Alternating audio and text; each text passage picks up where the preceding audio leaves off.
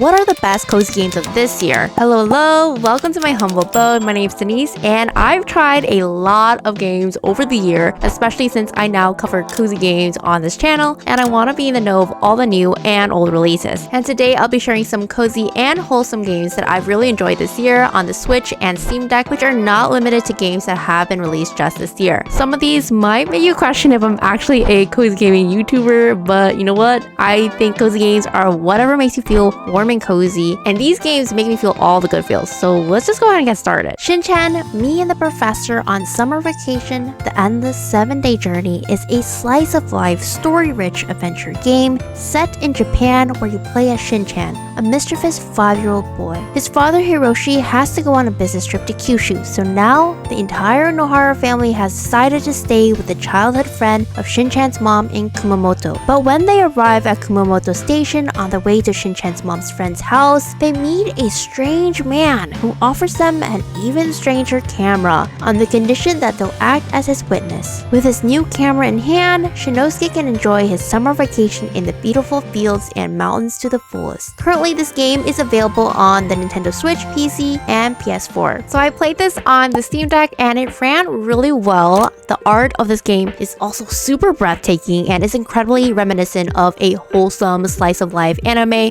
which is one of my favorite genres of anime. And as Shin Chan, you walk around town, help and interact with townspeople and explore the different things going around town, while you document interesting things using your nifty little camera for the local newspaper. So if you're looking for a fast-paced game with an in-depth story, then this game might not be for you. But if you like chill and relaxing games with simple quests, then you'll definitely love this little gem. But this Shin Chan game is based on the anime and manga Crayon Shin Chan, which is incredibly popular in Japan. I've never watched the anime or read the manga, but I do know about Shin Chan because he's literally on so much merchandise. There's actually a pudding in Japan that is in the shape of Shin Chan's butt, and before I even really knew his name, I called him Butt Boy because he loves to shake his ass all the time. Like, here's a clip of him shaking his ass right now.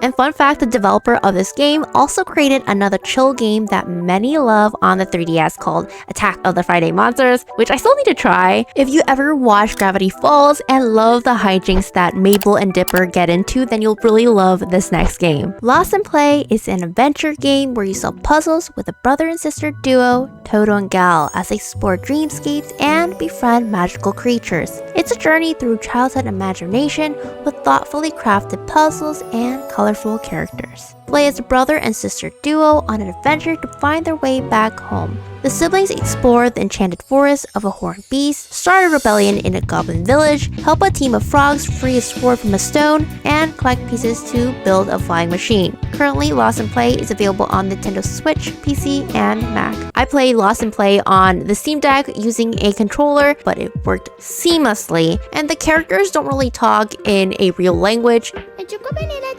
But even so, the characters had a lot of personality that they showed through their expressions and movement, and you can usually tell what you need to look for based on these dialogue bubbles that have pictures instead of words, which will help guide you through different little quests. And the animation for this game is exceptional and really blew me away. It looks like a full-fledged animated cartoon you'd see on TV, and I was also really impressed by all of the different puzzles. I feel like the cozy gaming genre has so many puzzle games, so I am well versed. But oftentimes these puzzle games can get pretty repetitive in terms of the puzzles that they use. Lost in Play mixes it up and has a variety of very unique puzzles that you can solve as you progress through the game. If you enjoy simple and wholesome management games, then you'll really like this next one. Haven Park is a cute adventure management game where you play as Flint, who is doing his best to keep his grandma's park up and running and make it a place for the campers to enjoy, to attract even more quirky characters and look forward to whimsical conversations and quests. Haven Park is a place to relax, enjoy, and make your own. Currently, Haven Park is available on the Nintendo Switch, PC, Linux, and Mac. So like a lot of these games, I played this game on the Steam Deck during the summer, and it was so freaking hot, but I really enjoyed how relaxing this game was, even in the sweltering heat. And this game definitely is a little bit reminiscent of another cozy staple called A Short Hike, which I absolutely love, but I don't think you should go into this game expecting like the same experience. In this game, you're more so managing the park in your grandma's stead, since she's getting a little bit older and it's harder for her to maintain the park. Your main task is like going around to all these like different areas in the park and sprucing it up and making money to get more amenities to make the park nicer while exploring each of the areas of the park while uncovering some of the secrets. So there is less of an emphasis on making friends in this game, but I think the dialogue of the park visitors are still pretty charming. If you've ever watched The Secret World of Arrietty or Stuart Little and thought, wow, what would it be like if I was like a small little person human, then you might really enjoy this next game. Tinykin is an adorable 3D platformer inspired by the Pikmin games, where you play as Milo, who arrives on Earth to find that he's way too small. Everybody's gone, and a day hasn't passed since 1991. In order to bring Milo back to his home planet and his normal size, you'll have to catch hundreds of Tinykin and use their unique powers as you explore, as well as navigate the many cities in a giant house. Along the way, you'll meet a colorful cast of characters as you hover around on your soapboard. Currently, Tinykin is available on the Nintendo Switch, PS5, PS4, Xbox, and PC. So when I was younger, I used to watch Stuart Little and The Secret World of Arrietty quite a bit, and it was really intriguing to see how small little beings would interact with a world that's made for much bigger people, and things that are really small and forgettable for us could be used as like weapons or materials for a small house or even a soap hoverboard. And this is one of the reasons why I loved exploring the world of Tinykin, because developers put a lot of thought into building the world out and how the small inhabitants could adopt to a much larger world using the materials around them. So while exploring the tiny cities in the large house, you'll be able to meet a bunch of like silly insects that talk and have all sorts of personalities that really flesh out the world, which reflects our own world but on a much smaller scale. And I don't tend to love playing platformers unless there is an overarching story, interesting characters, and maybe an intriguing world to explore, but this game literally has all of that. The story is not super deep or anything, but it definitely makes the game more interesting than if it was like a cookie cutter, save the princess sort of plot line. This next game might really resonate with you if you've ever worked at a tech startup or have ever been influenced by any tech companies, and you'll really find it hilarious or bleak. Going Under is a satirical dungeon crawler about exploring the cursed ruins of failed tech startups. As an unpaid intern in the dystopian city of Neo Cascadia, you'll wield office junk as weaponry as you make your way through the offbeat procedural dungeons beneath your company campus. Failed businesses no longer just cease to exist. They sink beneath the earth, and their employees are cursed to wander the halls for eternity as monsters. It's your duty to put these monsters out of their misery and repossess their assets so that your boss can afford a new car or something. Battle through the remains of failed startups themed off of gig workers, dating sites, and cryptocurrency. Uncover the true motives of your employer, a carbonated drink startup known as Fizzle, and their parent company, a subscription box manufacturer with an army of helpful shipping drones. Going Under is currently available on the Nintendo Switch, PS4, Xbox, and PC. Going Under is so vibrant, and I loved how beautiful this game is. It really reminds me of the art used by like hipster tech companies nowadays, and the game is absolutely ridiculous and hilarious. It's funny though, because I don't usually tend to like roguelike games because I get so frustrated after I die a couple of times and bored because it is like kind of the same repetitive like kind of actions, but the gameplay for Going Under is so addictive. I think the game mechanic where you can pick up like any office supply and use it to bash monsters is like pretty ingenious, if I do say so myself. And there's always something going on even when I go through the same dungeons over and over again, and the game keeps my attention, which is honestly very rare for me. So I definitely think this is a game you should try out even if you don't like roguelikes. You might be surprised. If you're really into beautiful games with beautiful scenery and an intense storyline, and you're not afraid of a little challenge, then this next game might be for you. Owlboy is a story-driven platform adventure game where you can fly and explore a brand new world in the clouds. Pick up your friends and bring them with you as you explore the open skies and overcome obstacles and greater enemies.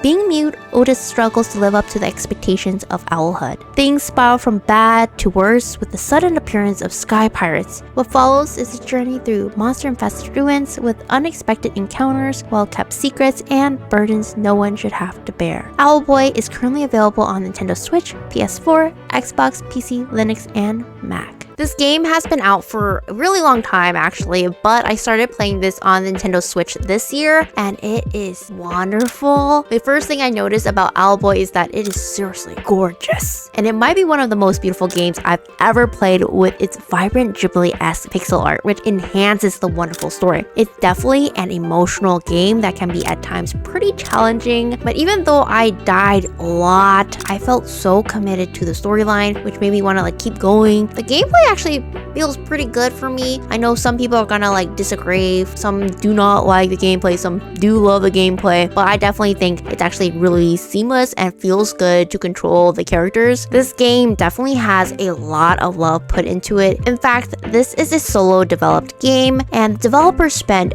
10 years making this game from 2007 to 2016 when it was finally released, which is insane to me, because imagine the amount of focus you have to do that. This next game is a perfect fit if you're into the sci-fi genre and exploring space paired with a wholesome story. FixFox is a wholesome sci-fi adventure game where you play as Fix, an unlucky space mechanic who crash lands on a mysterious planet where tools are forbidden. Accompanied by her trusty toolbox Tin, Fix travels across the planet Caramel, discovering hidden stashes left by pirates, repairing friendly household appliances, and sampling tasty local delicacies that allow her to become friends with hospitable robots that might help you solve your next quest. In order to survive the global catastrophe of Earth's cold atmosphere post-climate change, mankind has genetically modified themselves to take on animal traits. The fur acquired from the genetic splicing helps humanity cope with the freezing weather, and the ability to hibernate allows humans to sleep through long interstellar flights. This furry future is where the story of FixFox takes place. Currently,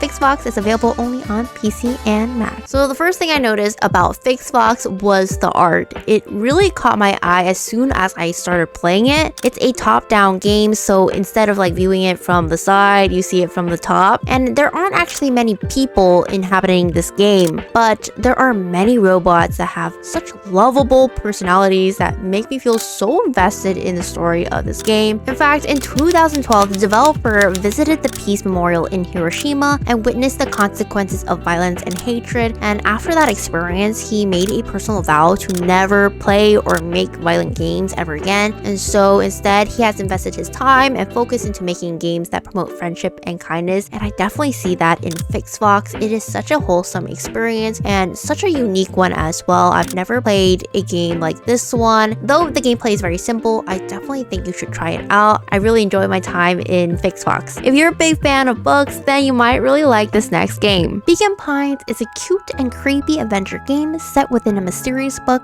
where you play as Luca and the reader of the book. Something strange is happening at the old warehouse, and Luca and his friends seem to be the only ones taking notice. Sneak out late, make new friends, uncover hidden truths, and collect words that will change the course of fate. As the book's reader, you'll navigate the story's turning points using the Chronicle, an interactive story tree that branches and grows along with your choices. Exploring one set of events can unlock new charms to use on another branch, leading you to jump back and forth between entirely different versions of the story in order to unravel the mysteries at the heart of Beacon Pines. Currently, Beacon Pines is available on Nintendo Switch, Xbox, PC, and Mac. Beacon Pines is so good. I absolutely loved how you could rewrite past events by using certain words along your journey, and the game is kind of like a Mad Libs where you can experience a different outcome based on the word you choose to fill in the book. So some options will lead you to devastating outcomes, and some will lead to better outcomes, but because you go through all these good and bad story paths, you really form a connection with the characters, and I cried at the end of the story, not because it was sad, but because it was so good, and I was so sad to say goodbye to the characters after going through all the ups and downs with them. I'm a huge fan of point and click games like the Monkey Island series, and if you are too, then you'll really like this next game. Cleo, A Pirate's Tale is an adventure pirate game inspired by the Monkey Island series as well as old Zelda games. You play as a 14-year-old cynical girl who lives the same repetitive life every day, working at a bar with her dad, but wishes for something more exciting. As a form of escapism, she likes to read about the adventures adventures of pirate legend Captain Quebeca. And one day, she sees a ghost who gives her a mysterious hint written in fish blood, which throws her into a dangerous pirate adventure where she has to look for the treasure of eternal memory. Currently, Cleo is available on Nintendo Switch, PC, and Mac. One of my all-time favorite genre of game is like point-and-click games, and I absolutely love the original Monkey Island series, which was why I was so drawn to this game. So this game serves that Monkey Island flavor while still being uniquely itself, and the main character Cleo is a lot smarter than Guybrush Threepwood from the Monkey Island series, or at least a little bit more cynical than he was, but they both have a similar adventure-loving spirit. And one of the things that I was super impressed with was the voice acting in this game. It gave the characters like so much life and helped to flesh out their character even more, which really balanced well with the quirky and funny dialogue. And I really don't want to spoil anything else besides like what I already told you about, because I think you all should experience it yourself. But all you need to know is that the ending was so incredibly wholesome, and I definitely cried a little bit because I was like, wow, that is so sweet. This next game is my favorite game of the year, and hopefully you'll enjoy it as much as I do. Kraken Academy is a funny adventure game where you're the new kid at a school called Kraken Academy. It's no ordinary place that for legal reasons can only be described as technically a school, with a bunch of wacky characters such as Broccoli Girl, who is a girl that one day transformed into a broccoli, recycling machines that plan to take over the school, and an amulet that turns back time. You have to save the school with a magical kraken. And while saving the world is definitely an important goal, there's a whole range of other activities to dive into. And with the help of a magical amulet bestowed upon you by the kraken, you can play with time to learn teachers and students' routines and explore every corner of the campus. Attend a costume party, become a detective, and help the school's janitor bring down a crime syndicate. Kraken Academy is currently available on Nintendo Switch, Xbox, PC, Linux, and Mac. Kraken Academy might be my favorite game of this year, and this is a pretty big deal because I am so indecisive. You don't even know. I'll go to like a restaurant and I'll spend like an hour just like looking at the menu. I'll research it, I'll go on the internet, and by the time I'm ready to order, it's like too long and I'm just like, ah. But I've always been drawn to games that are funny, have an interesting world to explore, and are inhabited by like quirky personalities, and I really think that Kraken Academy hits all of these core features that I love. And Kraken Academy is not a difficult game by any means, so if you're worried about that, don't worry. It has somewhat of a repetitive gameplay at times, but how the characters react and the silly situations that occur one after another are what kept me stuck to my Steam Deck. And there's this one feature that had me hooked. One way you can make money in the game is by defacing the school's property and hitting the trash can, which becomes really addicting since there are trash cans literally everywhere in this game. And let me emphasize, this school is a dump. And I think I spent hours just hitting trash cans because it was so satisfying and really great for relieving stress. It was so fun to compile this list of games, and hopefully I haven't like talked your ear off, but this year has definitely been a game changer for me. I've met so many like nice people through this YouTube channel, and I've been able to share these games with you all, so I'm so thankful for all of you for watching my videos and subscribing, liking, commenting. Like, I see you all, especially those that comment a lot. I know you all. I know, hi. I have one more game that I think is genuinely amazing that I talked about in Sarah's video, which features other Cozy Gamers Game of the Year. So go ahead and check out her video. I'll see you in the next one. Thanks. Bye.